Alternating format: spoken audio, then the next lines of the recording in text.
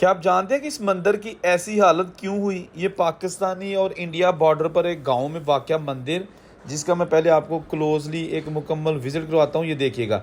ये मुकम्मल गारे की चिनाई से बना हुआ है, मड इसमें इस्तेमाल हुआ है, ईंटें और मड, इसमें बिल्कुल कोई चूना या सरिया इस्तेमाल नहीं हुआ।